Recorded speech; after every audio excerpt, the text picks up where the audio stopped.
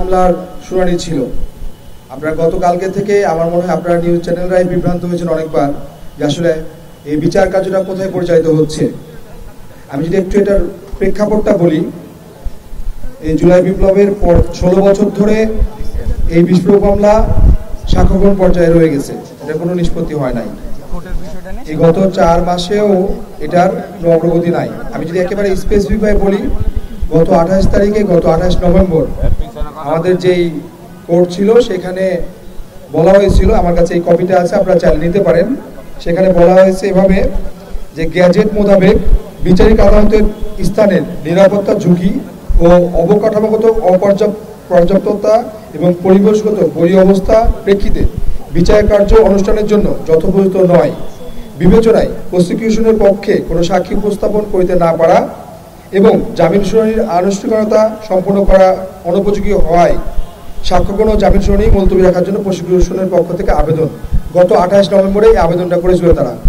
এবং তারা কি কেন করেছিল? আলিয়া মাদ্রাসা, আপনারা জানতেন যে এটা এই বিস্ফোরক মামলাটা গ্যাজেট আকারে আলিয়া মাদ্রাসায় হওয়ার কথা গত 16 বছরে ছিল এবং ওইখানে হইতো। এই কারণে ওই গ্যাজেট দেখিয়ে তারা বলছে যে আলিয়া মাদ্রাসা, যেহেতু জুলাই বিপ্লবের আন্দোলনের পরে স্টুডেন্টরা, ওইখানকার আলিয়া মাদ্রাসার ছাত্ররা ওইখানে কোর্ট বসাতে আপত্তি জানিয়েছে এবং তারা ওইখানে তাদের মাঠ ফিরে পেতে চেয়েছে। এই অজুহাত দেখিয়ে, যেহেতু ওখানে বিশৃঙ্খল একটা পরিবেশ আছে, এই অজুহাত দেখিয়ে আমাদের এই বিস্ফোরক মামলা, বিডিআর বিস্ফোরক মামলা পরিচালিত হয় নাই।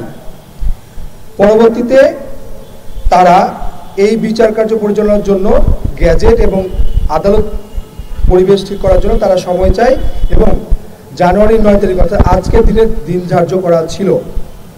কিন্তু গত 7 তারিখ পর্যন্ত, গতকালকে 8 তারিখ পর্যন্ত আমরা দেখতেছিলাম যে গ্যাজেটটা ওই আগের বিস্ফোরক মামলা যে গ্যাজেট 16 বছর আগে যেটা ছিল ওইটাই ছিল। হঠাৎ করে আমরা 10:30টার দিকে দেখলাম যে গ্যাজেট আসলো, বা গ্যাজেটে আমরা একটা কপি পেলাম। আমাদের আইনজীবীরা জানালো যে সন্ধ্যার দিকে আমরা জানতে পারলাম যে এটা কেরানীগঞ্জে হবে এবং এই গ্যাজেটের কপিটাও আমার কাছে, গ্যাজেট কিনা আমি জানি না, এটা আমার একটা কপি, আমার কাছে সাইন কপি আমি পেয়েছি, যেটাতে কেরানীগঞ্জ কেন্দ্রীয় কারাগারে অস্থায়ী আদালত স্থানান্তর এবং ওইখানে বিচার কার্য পরিচালিত হবে, এটা প্রজ্ঞাপন হিসাবে আছে। ঠিক 10:40 পরে আবার জানালো কোর্ট স্থগিত করা হয়েছে। আপনারাই নিউজ করেছেন। ঠিক 11টা, আমরা 10:30 পরে আবার 11টাতে যখন প্রেস কনফারেন্স করলাম যে কী কারণে কোর্ট স্থগিত করা হলো, তখন তার আবার মৌখিকভাবে জানানো হলো। মৌখিকভাবে, আমি আবার বলতেছি, মৌখিকভাবে জানিয়েছে চিফ প্রসিকিউটর যে এই আদালত আলিয়া মাদ্রাসা অর্থাৎ বকশীবাজার আলিয়া মাদ্রাসা প্রাঙ্গণে হবে। তাহলে আমার কথা হচ্ছে, গত 28 নভেম্বর আপনারা প্রজ্ঞাপনে লিখলেন এটা বিশৃঙ্খল পরিবেশ ওখানে আছে, তাইলে মাদ্রাসা প্রাঙ্গণ প্রস্তুত না, ওখানে বিচারাধীন অবস্থায় যাওয়া যাবে না, এবং আপনারা প্রজ্ঞাপন দিলেন যে এটা বিচার কার্য কেরানীগঞ্জে হবে। তাহলে এখন আজকে জামিন শুনানি হওয়ার কথা, আজকে 11টা বাজে, এখন ঘড়িতে সময় 10:51, এখন পর্যন্ত আপনার বিচার কার্য পরিচালিত কোথায় হবে সেটা আপনারা বলতে পারতেছেন। এবং আপনারা দেখাইছেন যে বিচার কার্য, আমরা টিভি নিউজের মাধ্যমে জানতে পারছি যে বিচার কার্য হবে অস্থায়ী আদালত বকশীবাজার মাঠে। আপনারা জানেন ওই অস্থায়ী আদালত বকশীবাজার মাঠে আলিয়া মাদ্রাসার স্টুডেন্টরা কোর্ট যেন না বসে সেই জন্য আন্দোলন করতেছে। তার মানে কি, আমরা এই যে বিডিআরের পরিবাররা ন্যায্য অধিকারের জন্য আসছি, তাদের সাথে আমাদের একটা মুখোমুখি করে দেওয়ার একটা উদ্দেশ্য প্রণোদিতভাবে আমাদেরকে মুখোমুখি করা হচ্ছে আমার ধারণা। না হলে কেন আজকে 40 দিন, 28 নভেম্বর থেকে আজকে 9 জানুয়ারি তারা কোথাও হবে এই বিষয়ে তারা সিদ্ধান্ত নিতে পারে নাই। আমার জানা মতে গত 3 নভেম্বর পাবলিক প্রসিকিউশনে 20 জন পাবলিক প্রসিকিউটর নিয়োগ করা হয়েছিল, একটা বিস্ফোরক মামলার জন্য 20 জন, তারপরে আবার 5 জনকে নিয়োগ করা হয়েছিল। এত 25 জন থাকার পরে আইন মন্ত্রণালয়, স্বরাষ্ট্র মন্ত্রণালয় তারা কি ডিসিশন নিতে পারতেছে না কোথায় পরিচালিত করবে? কেন এভাবে আমাদেরকে প্রদর্শন করা হচ্ছে?